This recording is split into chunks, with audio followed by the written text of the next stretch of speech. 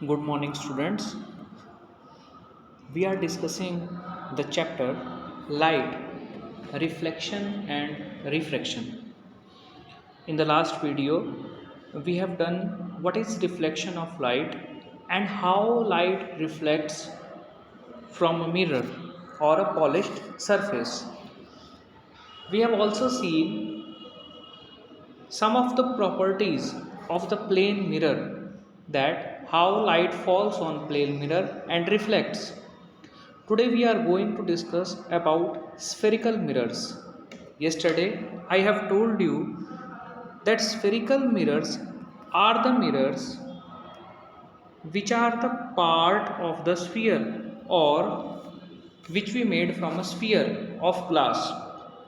जैसे हमारे पास एक ये स्फेरिकल सरफेस है, इस सरफेस में से अगर हम एक पार्ट कट कर लें, इसकी एक साइड को हम ओपेक कर दें। What do you mean by OPEC?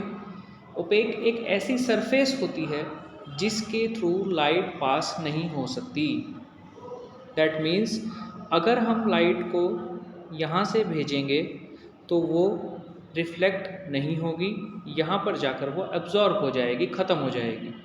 It means ये जो स्फेरिकल सरफेस हमने बनाई, इसकी एक साइड रिफ्लेक्टिंग होगी और एक साइड ओपेक होगी। अगर मैं इसी स्फीयर में से इस पार्ट को कट करूं इस टाइप से, एक साइड को इसकी ओपेक कर दूं, तो ये साइड इसकी जो है वो रिफ्लेक्टिंग होगी। तो ऐसे मिरर्स जिनको हम एक स्फीयर में से बनाते हैं और which are the part of a sphere are known as spherical mirrors. Plane mirror में हमने एक चीज़ देखी थी कि प्लेन मिरर ऐसे मिरर्स होते हैं जिनकी सरफेस जो है वो प्लेन होती है, फ्लैट होती है। लेकिन स्फेरिकल मिरर्स जो हैं, इनकी सरफेस स्फेरिकल या फिर कर्व्ड होती है। ठीक, अब स्फेरिकल मिरर्स के टाइप्स कितनी होती हैं? तो स्फेरिकल मिरर्स दो टाइप के होते हैं। नंबर 1,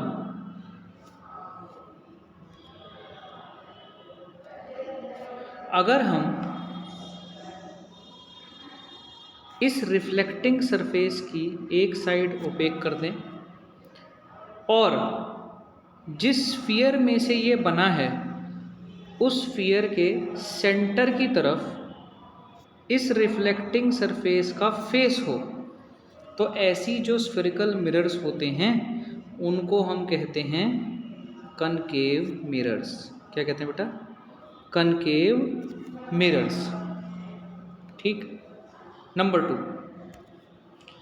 इसी स्फीयर में से, इसी सरफेस में से अगर मैं ऐसी एक सरफेस कट करूं, उसकी इनर साइड को मैं ओपेक कर दूं और जो ये आउटर साइड है इसको मैं रिफ्लेक्टिंग बना दूं, तो क्या होगा? ऐसी सरफेसेस जिनकी आउटर साइड जो है वो रिफ्लेक्टिंग होती है और इनर साइड जो है वो ओपेक होती है, इन सरफेसेस को कहा जाता है कन्वेक्स मिरर्स। क्या कहते हैं? Convex mirrors.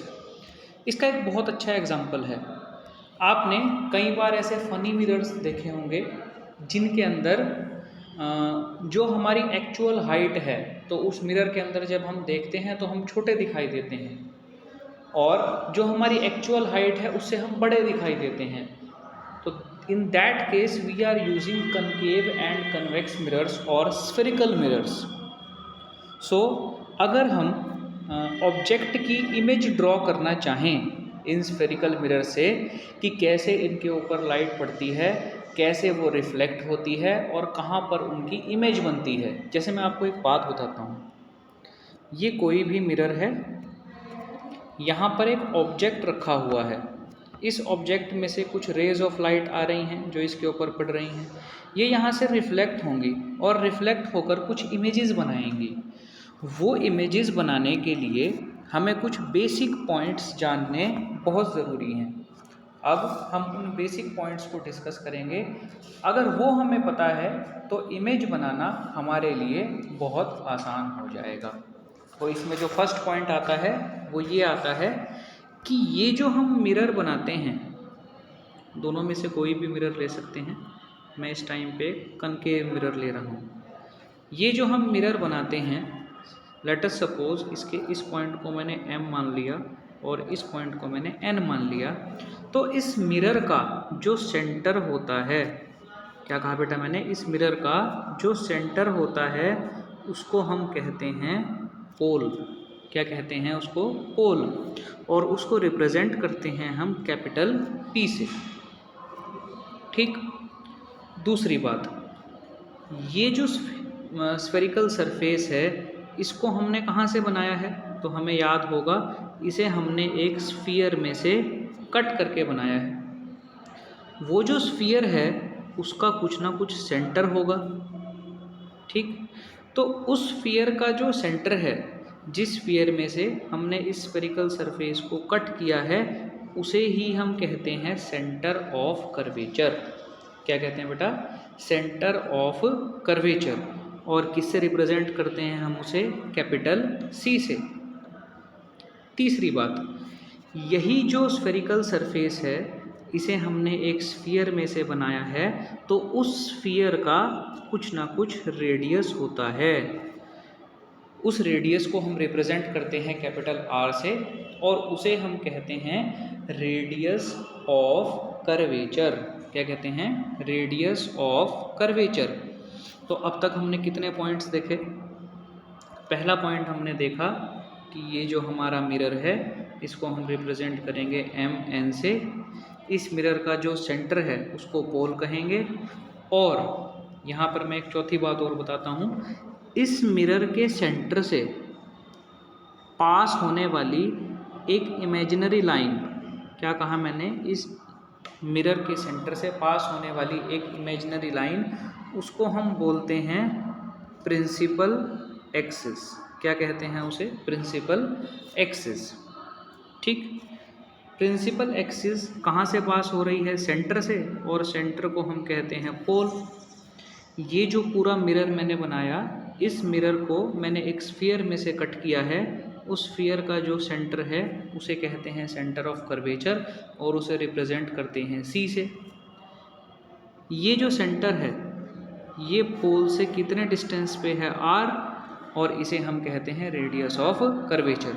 Radius of curvature किसका रेडियस है? रेडियस ऑफ कर्वेचर उस स्फीयर का रेडियस है जिसमें से हमने इस मिरर को कट करके बनाया है। ठीक। नेक्स्ट, इस पोल के से पास होने वाली एक imaginary line which is known as principal axis. 4 points आपको यहाँ तक क्लियर होंगे।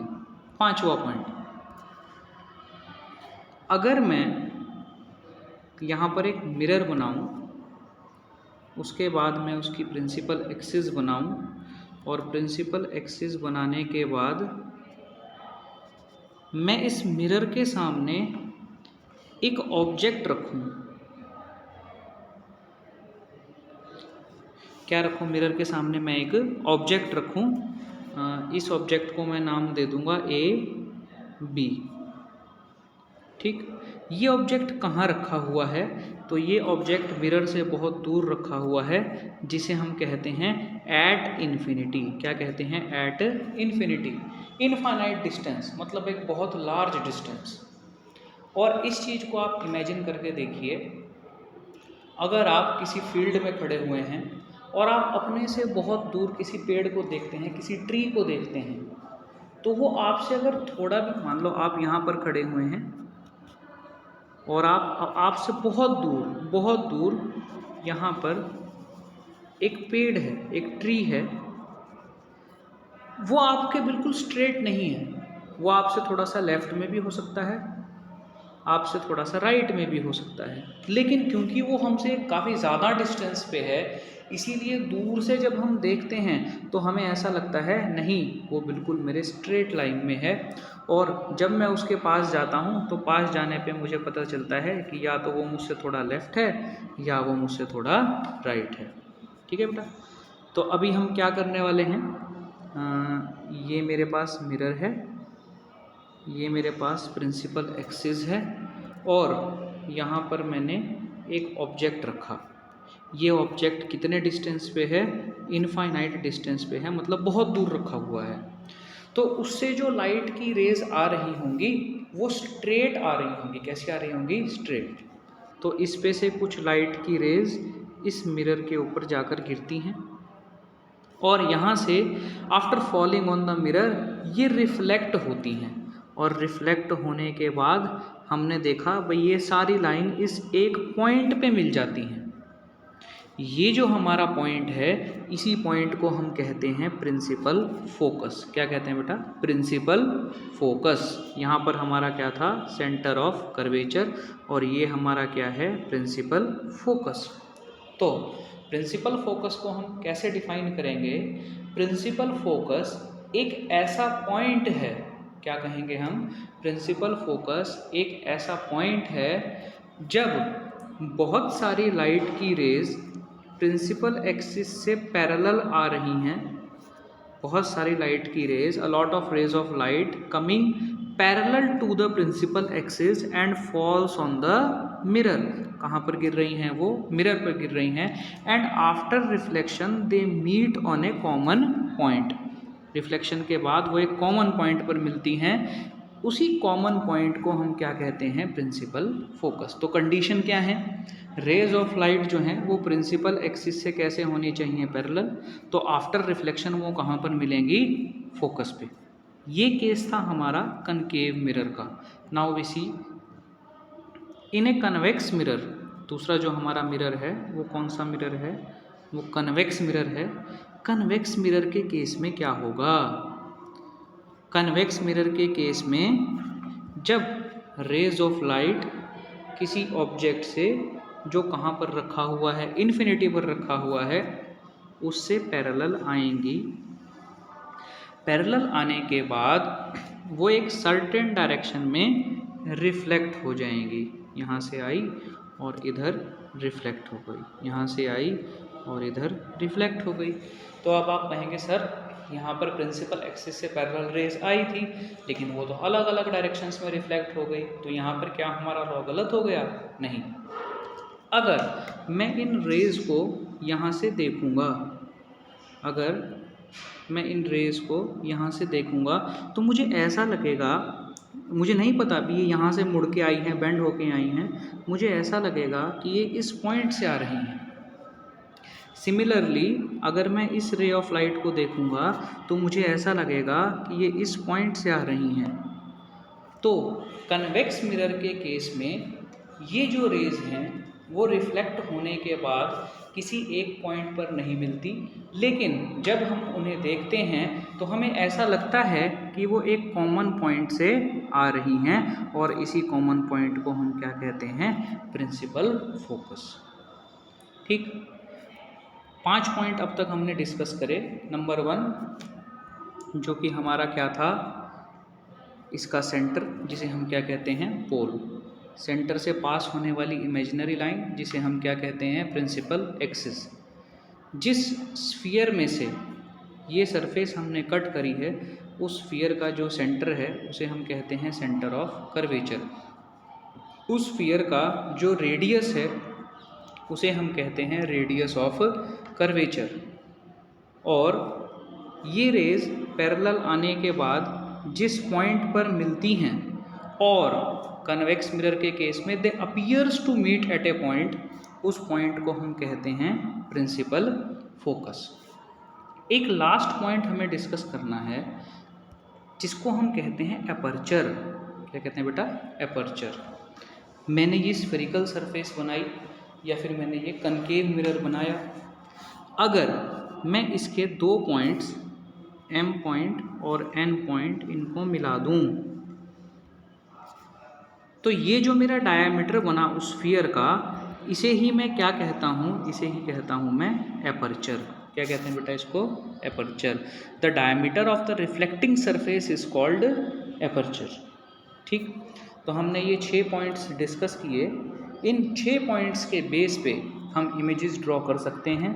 तो नेक्स्ट जो हमारी क्लास होगी उसके अंदर हम कुछ ऐसे रूल्स देखेंगे जिन रूल्स को फॉलो करके हमारे लिए इमेजेस बनाना बहुत आसान हो जाएगा।